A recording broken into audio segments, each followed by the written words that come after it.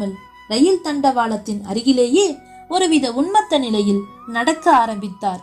புற உலகமோ அதன் ஓசைகளோ அவரது கண்களிலும் காதிலும் விழவில்லை. பின்னாலிருந்து வந்த ஒரு ரயில் என்ஜின் அவர் மீது மோதியது.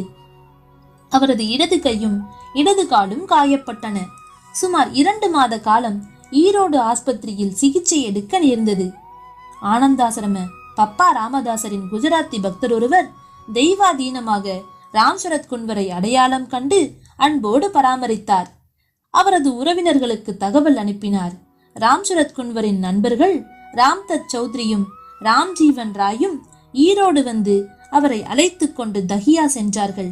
தஹியாவிலும் ராம்சரத் குன்வர் தனிமையிலேயே காலத்தை கழித்தார். பாலன் நதிக்கரையில் உள்ள அடர்ந்த வனாந்திரத்திலும் அங்குள்ள சிவன் கோவிலிலும் பகல் நேரம் பொழுதை கழித்தார். இரவில் வீடு சென்றார். எவரிடமும் பேசவில்லை.